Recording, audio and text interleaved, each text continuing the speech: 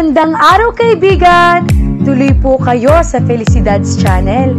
Sa mga kwento ng buhay at pag-ibig na hinalukay sa natatagong baul ni Felicidad.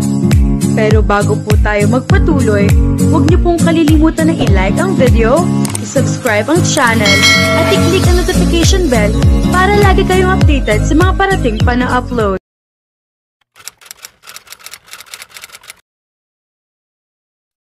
Pagdating ni Nayara sa malaki at malawak na bahay ni Paul ay napansin nilang may ilang mga bisita na ring dumating dahil sa mga nakapark na sasakyan sa labas.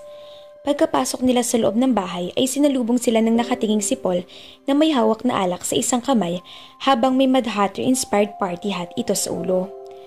"Mabuti nandito na kayo. Kanina pa dumating si Mork," ani Paul na nakipagpalitan pa ng isang decomplicated looking handshake kay Nathan. Habang si Yara naman ay saglit nitong niyakap bilang pagbati. Pagkatapos ay mausisa na natuon ang pansin nito kay Eunice na kasama nila Yara sa party na iyon. "At sino naman ang magandang binibini na kasama ninyo?" tanong ni Paul sa kanila. Habang si Eunice naman ay tila na matandang nakatitig kay Paul habang nagsisimulang mag-blush. Hindi naman ito masisisi ni Yara dahil ang mga kalalakihang bumubuo sa banda ng Phoenix ay puro gwapo, malakas ang sex appeal at may commanding presence.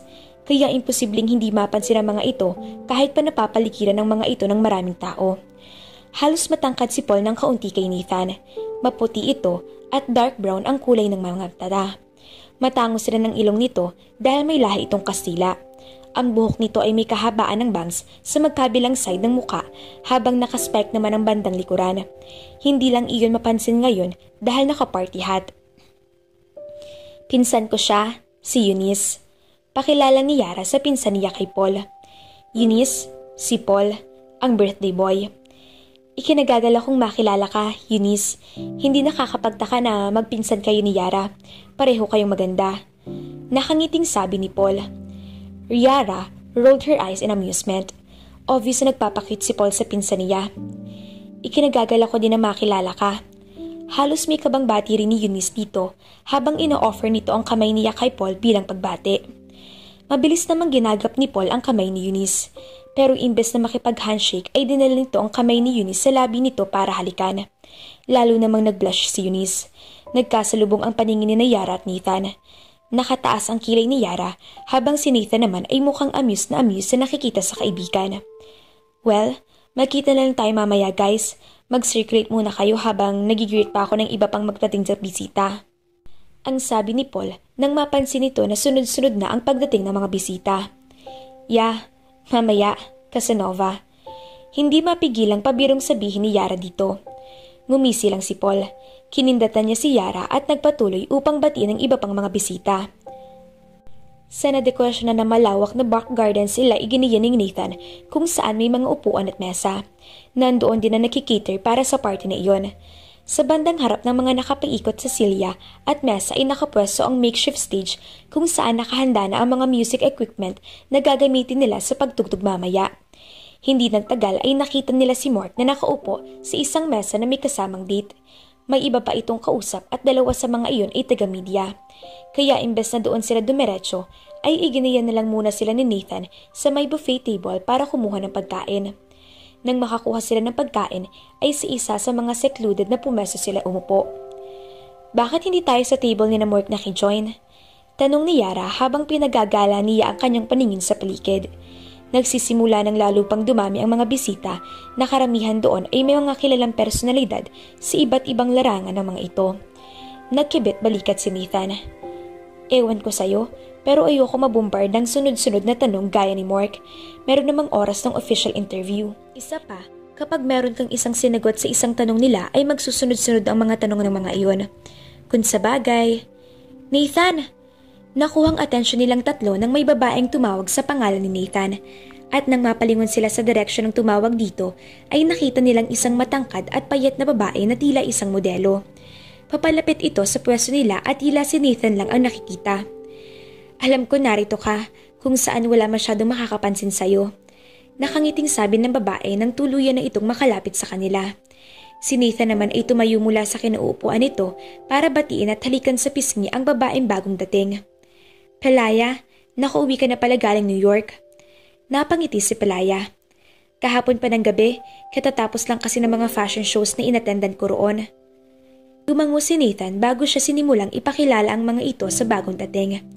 Pelaya, gusto kong makilala mo si Yara, ang bagong drummer namin. Si Eunice, ang pinsan ni Yara. And ladies, gusto kong makilala ninyo si Pelaya Sandoval. Siya rin ang fashion stylist ng banda at kinakapatid ni Paul at dating runway model sa ibang bansa bago siya naging stylist. So, ikaw ang bagong drummer ng banda. Isang magalang na ngiti ang hinarap ni Pelaya sa kanya. Well, congratulations at good luck at pagpasensyahan mo na lang ang kakulitan at pagiging pasaway ni Nathan. Salamat, sabi ni Yara na bahagyang tumango. Samantalang hindi naman maiwasan ni Nathan na magprotesta. Hey, good boys kaya kami pagdating kay Yara. Hindi namin siya binibigyan ng sama ng loob dahil baka sa susunod ay baka kami na ang paluin niya ng mga drumsticks na gamit niya. Yeah, right. Nagkabit balikat lang si Nathan. Nagsasabi ako ng totoo, itanong mo pa kay Yara. Dahil hindi ka pa niya lubusang kilala kaya hindi pa niya alam ang mga kalolokohan mo. Karamihan sa kanila ay rumors lang. Nathan rolled his eyes. Anyway, gusto mo bang samahan kami sa table namin? Love to. Pero kailangan ko pa rin umikot. Marami akong kakilala at kaibigan na nandito ngayon. Magkita na lang tayo mamaya. Kita-kits na lang. So, siya ang fashion stylist natin? Ani Yara nang muling makaupo si Nathan sa pwesto nito. Tumango si Nathan. Tumango si Yara. I see. Well, basta may choices ako. Sa tingin ko, mas okay rin kung sasabihin mo kay Pelaya yung uri ng mga damit na gusto mo para malaman niya kung ano mga styles na pipiliin niya para sa'yo.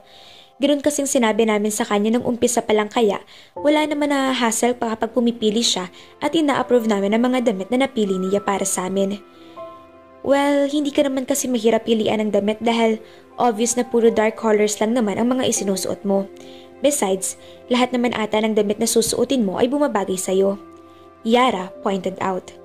Yeah, I guess. Ang pinakamahalaga sa amin ay hindi namin kailangang mamili ng aming sariling mga damit sa mall. Tapos ngumisi siya. Yara rolled her eyes. Yeah, ang mga lalaki at ang kanilang poot sa pamimili. Minsan namimili din kami, pero kapag mamimili kami ay alam na agad namin ang bibilhin namin. Hindi katulad din yung mga babae na dapat paatang halughugin ng buong mall bago kayo makapili na gusto ninyong bilhin. Nakangiting dagdag ni Nathan sa sinabi ni Yara. Siguro tama ka, pero kasi gusto namin ang mapipili at mabibili naming damit ay yung talagang babagay at gusto talaga namin, yung magandang tingnan sa amin. Tama. Lalo na't kami mga babae ay maraming kinukonsider kapag namimili ng mga damit. Hindi katulad din yung mga lalaki na basta makita kayo t-shirt at jeans sa tingin ninyo ibabagay at kakasya sa inyo ay okay na yon. Lalo na kung may suki na kayong bilihan ng damit. Samantalang kami mga babae ay may pagka-competitive. Lagi namin gusto na ang bibilihin namin na damit ay iyong babagay talaga sa amin at iyong ma-enhance talaga ang ganda namin. Paliwanag ni Eunice kay Nathan. Ano ito? Fashion 101? Tanong ni Mork na lumapit sa table nila matapos itong magpunta sa buffet table. Mork! Bati ni Nathan sa kanya sabay tango. Tuluyan ang naupo si Mork sa mesa nila matapos itong maghila ng upuan mula sa kabilang mesa. Langya, nagtatago pala kayo dito sa bandang hindi masyadong pansinin ng mga tao habang ako na lang ang sumasagot o umiiwas sa tanong ng mga press na bisita ngayon dito. Pagrereklamo nito. Kaya mo na yan? Teka, bakit ka nga pala nandito? Medyo nagtatago rin muna. Nakangising sabi ni Mork. Ang sabi ko, kukuha lang ako ng pagkain sa buffet pero hindi nila alam na hindi na muna ako babalik doon. Yung kadate mo, siya na munang ichinichika ng mga press na nandoon. Siya ay isang model at isang artista kaya siguradong matagal-tagal rin ang chikahan nila roon. Talaga bang ilag kayo sa mga press? Ang tanong naman ni Eunice. Kaya naman napabaling rito si Mark tapos ngumisi siya. At sino naman ikaw, Miss Ganda? Siya si Eunice, pinsan ko. And Eunice, siya si Mark na mahilig bang pakyut kahit na may kadate na. Para namang may warning na agad nakasama ang pakilala mo sa akin yan, Yara honey. Nakanguso na sabi ni Mark. Hindi naman, idinidescribe lang kita. Napailing-iling naman si Nathan, habang si Eunice naman ay hindi malaman kung mahihiya o ngingiti lang nang balingan siya ni Mark. Pinsan ko yan, Mork. Huwag kang pa-cute na playboy dyan dahil bago mo mahawakan ng isang daliri niyan ay dapat napakasalan mo muna yan. Pabirong paalala ni Yara dito. Ah, ganun ba? Kasal agad? Anong kasal-kasal? Sakal, gusto mo? Ani Paul na hindi nila namalayan na nakalapit na pala sa table nila at akmang sasakalin na nito si Mork. Pakiramdam ka na agad dyan, pare. Ngumisi lang si Paul kay Mork bago nito pinagala ang paningin sa grupo nila. Maghanda na tayo guys, maya-maya lang ay magsisimula na tayo mag-umpisa ng mini-concert natin. Tara na?